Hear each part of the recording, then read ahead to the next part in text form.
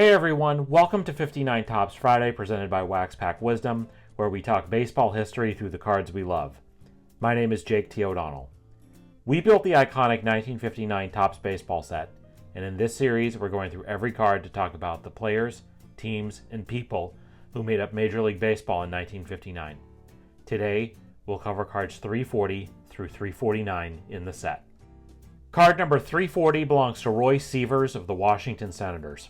1959 was his 11th big league season. Sievers was born in St. Louis to a mother who was a native German speaker who emigrated via Hungary in 1909. The young Sievers took an early interest in baseball, growing up close to the ballpark where both the Cardinals and Browns played. His smooth righty swing led to a contract with the Browns as a teenager, and after serving as an MP during World War II, he began playing in their minor leagues in 1947. In 1949, Sievers became a regular outfielder for the Browns and batted .306 with 16 homers in 140 games. For this, he won the 1949 American League Rookie of the Year award. However, the next 4 years were a struggle for Sievers due to both ineffectiveness and several debilitating injuries to his shoulder.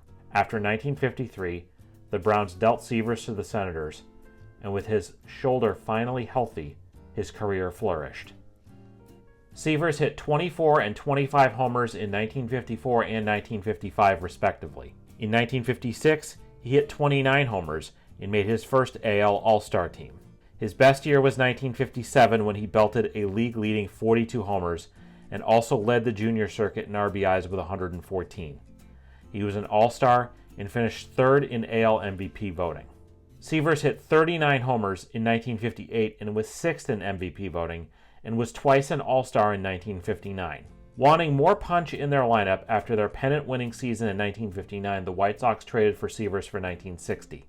He hit .295 with 28 homers and made his final All-Star team the next year. Sievers spent the final 4 years of his career between the Phillies and then back in Washington with the expansion Senators. He finished his career with 318 home runs.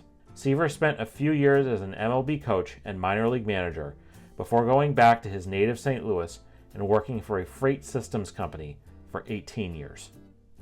Card number 341 belongs to Tom Qualters of the Chicago White Sox. Qualters did not play in the big leagues in 1959. He was a right-handed pitcher who would spend his time in the big leagues with the Phillies and White Sox. Qualters was a bonus baby and made his major league debut in 1953 with Philly. His one outing was disastrous that season, allowing 6 runs and retiring just a single batter. He would go back down to the minors before playing a few more big league games in 1957 and 1958 for the Phillies, plus most of 1958 with the White Sox. In all 34 of his major league games, he never recorded a major league decision.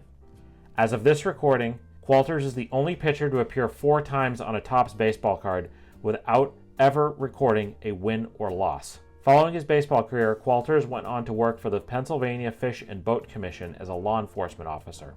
He enjoyed hunting, fishing, and of course watching baseball. Tom Qualters died on February 15, 2024 at the age of 88. Card number 342 belongs to Ray Jablonski of the San Francisco Giants. 1959 was Jablonski's 7th year in the big leagues. Jablonski was a third baseman who would spend his time in the big leagues between the Cardinals, Redlegs, Giants, and Athletics. Jablonski did not set out to be a baseball player. He was an accomplished singer and piano player in his youth. He would enlist in the Army in 1945, where he served mainly in post-war Paris, and he would lead his squadron baseball team to a regional championship. Following his honorable discharge, he pursued playing baseball. Jablonski would begin his minor league career with the Red Sox in 1947, and he was acquired by the Cardinals in 1948, where he would play multiple more years in the minors before making his major league debut in 1953. Jablonski would play all 157 games in 1953 for the Cardinals, setting career bests of 21 home runs and 112 RBI. He finished third in Rookie of the Year voting that year. In 1954, he drove in over 100 runs and batted a career high of .296, no doubt contributing to his All-Star selection. He would end his career with a .268 batting average, 83 home runs, and 438 RBI. Jablonski died in 1985 at the age of 58. Card number 343 belongs to Billy Hoeft of the Detroit Tigers. 1959 was Hoeft's 8th year in the big leagues. Hoeft was a left-handed pitcher who spread his time in the big leagues between the Tigers, Red Sox, Orioles, Giants, Braves, and Cubs. Hoeft signed with the Tigers in 1950 and would make his major league debut in 1952. He would go on to pitch 7 full seasons with the Tigers, starting in 176 games during his time there. On September 1st, 1953, he would become the 8th pitcher in Major League history to pitch an immaculate inning, striking out 3 batters on 9 total pitches in a game against the Red Sox. Hoeft was named to the All-Star game in 1955. His best season would come in 1956, when he would win 20 games and pitched 18 complete games. He'd end his 14-season big league career with a 97-101 win-loss record, with a 3.94 ERA and 1,140 strikeouts. Following retirement from professional baseball, Hoeft would go on to take a position as a corporate representative for a bank, but he remained connected to the game of baseball. He would go on to pitch for a Sandlot team sponsored by a Detroit sporting goods store, and he worked multiple sales jobs before retiring. Hoeft died from cancer in 2010 at the age of 77. Card number 344 belongs to Russ Nixon of the Cleveland Indians. 1959 was Nixon's 3rd year in the big leagues. Nixon was a catcher who would spread his major league time as a player between the Indians, Red Sox, and Twins.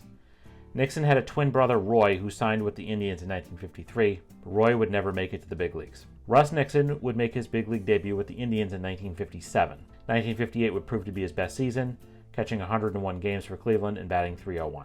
Nixon was traded to the Red Sox twice in 1960, initially by Cleveland in March for catcher Sammy White and first baseman Jim Marshall. The trade was canceled when White chose to retire, but not before Nixon would play 5 exhibition games for the Red Sox. Nixon would return to the Indians, playing 25 games before getting traded to the Red Sox again on June 13th. The second time, the trade stuck. He would get traded to the Twins before getting released and returning to the Red Sox to end his playing career later in the 1960s. Over the course of his career, he would appear in 906 games in 12 seasons with a .268 batting average, 27 home runs, and 266 RBI. After his time as a player, Nixon would go on to work as a manager for the Reds and Braves and as a coach for the Reds, Expos, Braves, and Mariners. He would coach at almost every level of professional baseball, from the lowest minor leagues to managing big league teams. He was a member of the coaching staff of the 1976 world champion Reds. Nixon's managerial record was 231 and 347 with a .400 winning percentage. He died in 2016 at the age of 81. Card number 345 belongs to Gil McDougald of the New York Yankees. 1959 was his 9th MLB season. In a previous episode covering Hank Bauer, we noted that while dynastic level teams always have big stars, they don't become dynasties without role players who consistently perform. Bauer's teammate Gil McDougald was another such player for the 1950s Yankees dynasty under Casey Stengel. While 1951 is remembered as the year a teenaged Mickey Mantle arrived in the Bronx, it was another rookie, McDougald, who stole the spotlight. Splitting time between second and third base, he hit .306 with 14 homers and won the AL Rookie of the Year award. He also hit a home run in the World Series that year, the first of 5 he would win as a member of the Yankees. McDougald spent time at second, short, and third throughout his career, playing whatever role Stengel needed. McDougald hit a homer in the 1952 World Series and 2 in the 1953 Fall Classic. He was an All-Star in 4 straight years from 1956 through 1959. The Yankees won the 1958 World Series on the back of critical homers by McDougald in Games 5 and 6. After the Yankees lost the 1960 World Series, McDougald sensed the Yankees would turn to younger players and chose to retire rather than uprooting his family to another city. While still playing, McDougald helped found a building maintenance company that was successful well into his playing retirement. He was deeply involved in civic and charitable work and spent several years as the baseball coach at Fordham before resigning when he began to lose his hearing in the mid-1970s. A cochlear implant restored his hearing in 1994, and he dedicated his life to promoting the surgery, especially for children. He died in 2010. Card number 346 is the next multiplayer card in the 1959 Topps set, Batter Bafflers, featuring Red Sox pitchers Tom Brewer and Dave Sisler. Here's what Topps had to say about the duo on the back of the card. It's a big comfort to a manager like Mike Higgins to have a couple of hard-flinging righties like Tom and Dave to toss against American League competition. Tom has been a big winner for the Bo Sox for the past 3 seasons. Last year he started 32 games, completed 10, wound up with 12 victories, and a smooth 2.73 earned run average. In 1956, as a sophomore, Tom's 19 wins paced the Boston mound staff, and he followed up with 16 triumphs in 1957. Dave grabbed his engineering degree at Princeton in 1953 and took off for Boston's Albany farm team. After a successful season there and 2 years in the Army, Dave returned to the Bo Sox and took his place as a starting hurler. The brilliance that he flashes and the maturity he possesses promises a glowing future for the son of the all-time great George Sisler. Card number 347 belongs to Bob Buhl of the Milwaukee Braves. 1959 was his 7th big league season. The Michigan native debuted for the Braves during their first year in the Midwest in 1953, and he quickly gained a reputation as a brash competitor who was not afraid to throw inside to hitters. While he would often work out of the bullpen for the Braves, he mostly started during his tenure there. He won 18 games in back-to-back years in 1956 and 1957, the latter of which he was a mainstay for the Braves team that won the pennant and then took the World Series title. But Buhl didn't pitch well against the Yankees, allowing 4 earned runs in just 2 and a third innings in his 2 starts. Buhl missed time after dental surgery and feuded with his manager Frank Haney in 1958. Buhl did not pitch in that year's World Series, a loss to the Yankees. He bounced back with a strong year in 1959, winning 15 games with a 2.86 ERA. He made his only NL All-Star appearances in 1960 when he won 16 games.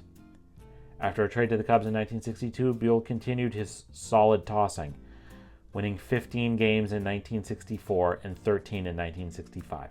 He spent the following 2 years mostly with the Phillies. He coached youth baseball in his retirement. Card number 348 belongs to Ted Lepsio of the Boston Red Sox. 1959 was his 8th MLB season. Lepsio was a New York product who attended Seton Hall in New Jersey when the Red Sox signed him in 1951, and he debuted in the majors the following year. Lepsio spent much of the 1950s as a utility infielder for the Red Sox. In 1956, he hit 2 homers in a game at Fenway Park, and Ted Williams hit 2 homers of his own in the same game. A headline the next day read, "Both Teds hit 2 home runs." Lepsio was dealt to the Tigers in 1959, who in turn traded him to the Phillies for 1960. He played for the White Sox and Twins in 1961, his final big league season. Lepsio remained in the Boston area and worked for a trucking company. He was a Red Sox season ticket holder and was the founder and president of the Bo Sox Club, a Red Sox fan organization. He got to ride in the Duck Boat Parade through Boston when the Red Sox won the World Series in 2007. Lepsio died in 2019 at the age of 90. Card number 349 belongs to Hoyt Wilhelm of the Baltimore Orioles. 1959 was his 8th season in the major leagues. The career of James Hoyt Old Sarge Wilhelm was many things: unique, lengthy, trailblazing, and historic. But he revolutionized the use of the knuckleball, was the best at what he did in his era, remains on the short list of greatest relievers in the history of baseball, and earned his rightful place in Cooperstown. Wilhelm was born in North Carolina and began experimenting with knuckleball grips at an early age. He was pitching for a local semi-pro team when he was drafted into the Army in 1942. Wilhelm earned the Purple Heart for wounds he received in the Battle of the Bulge. After 3 years in the service, he went back to pitching in the minors and was eventually signed by the Giants in 1947. He pitched well as a starter in the Giants system, but when he came up to the big leagues in 1952 and made his debut at the age of 29, he worked exclusively out of the bullpen to great effect. Wilhelm won 15 games out of the bullpen with a 2.43 ERA, finishing 2nd in Rookie of the Year and 4th in MVP balloting in the National League in 1952. His dominance continued in 1953 with an All-Star appearance and a 2.10 ERA for the pennant-winning Giants in 1954. He pitched 2 1/3 scoreless innings in the World Series win for the Giants that year. Wilhelm was dealt to the Cardinals in 1957, but catchers had difficulty catching his knuckleball there and at his next stop in Cleveland. The Orioles picked him up off waivers in 1958, and they used him mostly as a starter into 1960. Wilhelm threw a no-hitter against the Yankees in 1958. He was an All-Star in 1959 with 15 wins and a 2.19 ERA, and was dominant when he returned to the bullpen in 1961 and 1962, making the All-Star team both years. In 1963, the White Sox acquired him, and he was just as excellent there, baffling hitters with his knuckleball to the tune of a 1.92 ERA over 5 full seasons, all of which came during his 40s. Wilhelm broke Cy Young's record for the most MLB appearances by a pitcher in 1968. He is currently 6th on that list. During his final 4 MLB seasons, Wilhelm pitched for the Angels, Braves, Cubs, the Braves again, and then the Dodgers, making one final All-Star team in 1970. Wilhelm was 49 years old when he pitched his final game in 1972. After his playing career, Wilhelm managed in the Braves system and spent over 20 years in the minors, mostly for the Yankees. It took 8 tries, but Wilhelm was finally elected to the Baseball Hall of Fame by the writers in 1985. He was the first relief pitcher to be enshrined in Cooperstown. That's going to do it for this edition of 59 Tops Friday on Wax Pack Wisdom. Today's episode was written by Abby O'Donnell and Jake T. O'Donnell. Do you have a story about one of the people, players, or teams we discussed today? Let us know in the comments. We'd love to hear it. If you enjoyed this video, please give it a like and subscribe to our channel so you don't miss any of our Wax Pack Wisdom content. In the video description, you'll find our source material for this episode, links to where you can follow us on all social media channels, as well as a list of our favorite nonprofits and charities. Please consider a donation to one of them if you enjoyed this content. Thank you for watching, and we'll see you next time on Wax Pack Wisdom. Take care.